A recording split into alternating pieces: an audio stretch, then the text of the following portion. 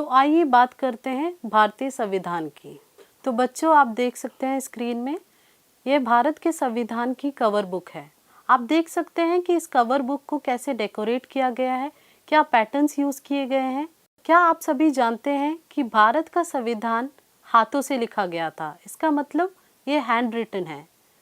इसको हिंदी और इंग्लिश दोनों ही भाषाओं में लिखा गया था और आज जो इसकी फर्स्ट कॉपी है वे इंडियन पार्लियामेंट की लाइब्रेरी में रखी गई है। इसे हीलियम गैस के एक केस में रखा गया है ताकि इसको अच्छे से प्रोटेक्ट करके रखा जाए। अब हम बात करते हैं भारत के संविधान की। तो बच्चों, आप देख सकते हैं कि स्क्रीन में भारतीय संविधान की प्रस्तावना दिया गया है। इसे हम प्रीएम्बल भी कहते हैं। प्रस्तावना किसी भी संविधान का इंट्रोडक्शन होता है। उसमें ये लिखा गया होता है कि कोई भी संविधान किस सिद्धांतों के बेसिस पे लिखा गया है। भारतीय संविधान की प्रस्तावना में भी यही लिखा गया है। इसमें लिखा गया है कि भारतीय संविधान के आधार पर भारत एक समाजवादी, पंथनिरपेक्ष, लोकतांत्रिक गणराज्य है और देश में सभी को स्वतंत्रता है विचार, अभिव्यक्ति, विश्वास, धर्म और उपासना की। आप अगली स्लाइड में देख सकते हैं कि यह पिक्चर उन लोगों को दिखाती है जिन्होंने भारत का संविधान बनाया। इस पूरे समूह को संविधान सभा कहते हैं। संविधान या कॉन्स्टिट्यूशन की ज़रूरत किसी भी लोकतांत्रिक देश में होती है। हो सकता है कोई गैर लोकतांत्रिक देश में संविधान हो, परंतु किसी भी लोकतांत्रिक देश में संविधान होना अनिवार्य होता है। तो अब हम चर्चा करेंगे कि किसी भी देश में संविधान की ज़रूरत क्यों होती है। सबसे पहला कारण है कि संविधान वह दस्तावेज होता है जिन पर उन आदर्शों को लिखा जाता है जिनके आधार पर नागरिक अपने देश को अपनी इच्छा और सपनों के अनुसार रच सकता है। हम सभी जानते हैं कि किसी भी देश में कई तरह के लोग रहते हैं। उनकी धार्मिक आस्थाएं अलग अलग हैं, उनके रहने का तरीका अलग अलग है, उनका खाने पीने का तरीका अलग अलग है। परंतु इन सब विभिन्नताओं के बाद भी अगर हम भारतीय गणराज्य की बात करें तो सारे लोग एक साथ साझेदारी के साथ रहते हैं और यह इसीलिए पॉसिबल हो पाया है क्योंकि संविधान में उन आदर्शों को लिखा जाता है जिन पर एक साझेदारी से फैसला लिया गया है। तो आइए चर्चा करते हैं नेपाल के बारे में। नेपाल में 1990 में एक संविधान बना और 2015 में फिर से एक संविधान बनाया गया। अब हम सोच सकते हैं कि नेपाल को इन दो संविधानों की ज़रूरत क्यों पड़ी। जब 1990 में संविधान बन चुका था तो 2015 में दोबारा से संविधान क्यों बनाया गया। 1990 में जब नेपाल में संविधान बना तो उसमें लिखा गया था कि राजा ही फाइनल डिसीजन मेकिंग पावर रखेगा। इसका मतलब है कि जो लास्टली निर्णय लिया जाएगा किसी भी मुद्दे पर वो राजा के पास ही रहेगा। अब आप सोच सकते हैं कि किसी भी लोकतांत्रिक देश का यह सिद्धांत नहीं हो सकता कि किसी एक इंसान के पास इतनी पावर हो कि वो फाइनल डिसीजन ले। इसीलिए 2015 में फिर से संविधान बनाया गया। एक बहुत लंबे आंदोलन के बाद 2007 में नेपाल को लोकतांत्रिक देश घोषित किया गया और संविधान को बनने में 2007 से 2015 का समय लगा। इस बीच नेपाल में एक इंटरिम कॉन्स्टिट्यूशन मतलब अंतरिम संविधान लागू किया गया जो कि एक छोटे समय के लिए था। चलिए बात करते हैं दूसरे कारण की कि संविधान की ज़रूरत क्यों पड़ती है। दूसरा कारण है कि संविधान वह दस्तावेज है जिसमें देश की राजनीतिक व्यवस्था को तय किया जाता है। अब हम समझ सकते हैं कि संविधान में यह लिखा जाता है कि देश की राजनीति कैसे चलेगी, कैसे लीडर्स का चुनाव होगा, लोगों की, नागरिकों की क्या अधिकार रहेंगे और नेताओं का क्या अधिकार पावर रहेगी और वे कैसे अपने अधिकारों का ग्रहण करते हुए डिसीजंस लेंगे।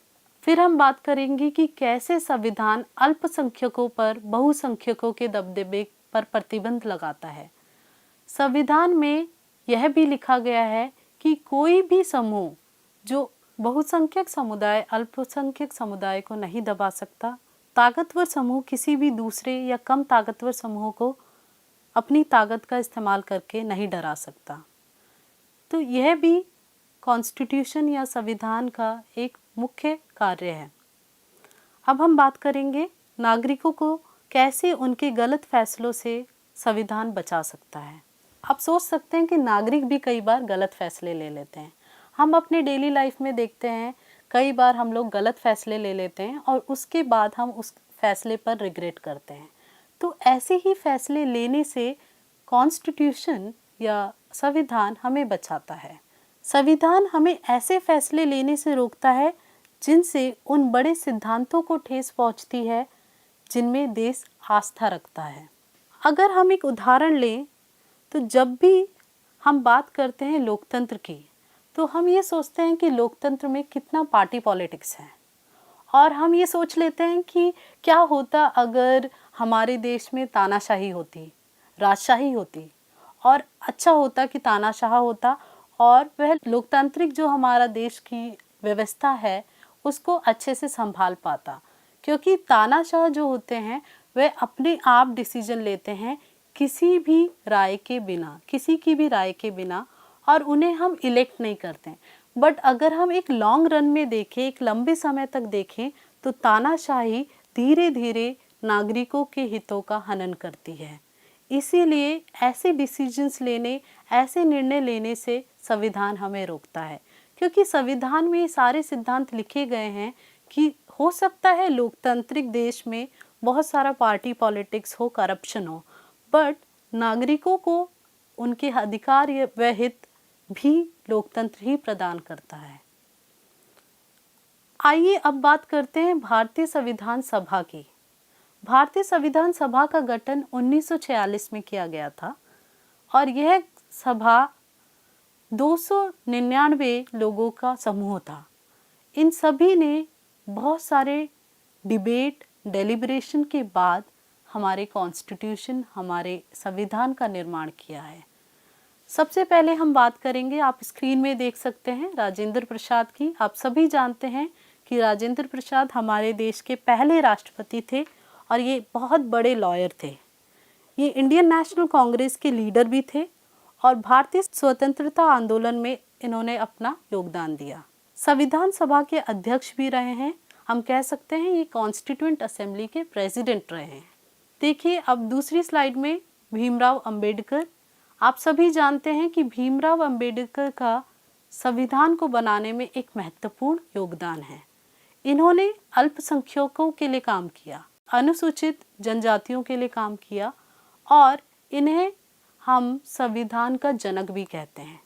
संविधान का जनक इसलिए कहा जाता है क्योंकि ये ड्राफ्टिंग कमेटी के अध्यक्ष थे, ड्राफ्टिंग कमेटी के हेड थे और इन्होंने ही ड्राफ्ट निकाला था कि कॉन्स्टिट्यूशन कैसा होना चाहिए, भारतीय संविधान कैसा होना चाहिए। नेक्स्ट स्लाइड में हम देख सकते हैं सरदार वल्लभ भाई पटेल। आप सभी जानते हैं इन्हें हम भारत के लौह पुरुष कहते हैं और ये भारत के पहले उप प्रधानमंत्री व गृह मंत्री रहे। उन्होंने स्वतंत्रता के लिए देश के संघर्ष में अग्रणी भूमिका निभाई और भारत के एकीकरण का मार्गदर्शन भी किया। संविधान में उन्होंने मौलिक अधिकारों और अल्पसंख्यकों के विषय में बहुत सारे निर्णय लिए। अब बात करते हैं अबुल कलाम आज़ाद की। आप सभी जानते हैं अबुल कलाम आज़ाद अपने एजुकेशन के लिए जाने जाते हैं और उनका बर्थडे नेशनल एजुकेशन डे के रूप में मनाया जाता है। उनका बर्थडे 11 नवंबर को आता है और इसे हम नेशनल एजुकेशन डे के रूप में मनाते हैं। ये इंडियन नेशनल कांग्रेस के एक सीनियर लीडर थे, फर्स्ट एजुकेशन मिनिस्टर थे और एजुकेशन के फील्ड में इन्होंने बहुत सारा कार्य किया है। अब बात करते हैं जवाहरलाल नेहरू की। हम सभी जानते हैं कि जवाहरलाल नेहरू भारत के प्रथम प्रधानमंत्री थे और ये संविधान सभा के एक बहुत ही एक्टिव मेंबर थे। इन्होंने बहुत सारे इंस्टीट्यूशंस, एजुकेशनल इंस्टीट्यूशंस खोले थे, जैसे कि अगर हम बात करें all Indian institute of medical sciences, IIT, NIT, और ये अपनी किताब डिस्कवरी ऑफ इंडिया के लिए भी जाने जाते हैं। आप स्क्रीन में देख सकते हैं कि भारतीय संविधान सभा की महिलाएं थी। भारतीय संविधान सभा में 15 महिलाएं थीं। 299 सदस्यों में से 15 महिलाएं थीं और इन महिलाओं ने भारतीय संविधान को बनाने में अहम भूमिका निभाई।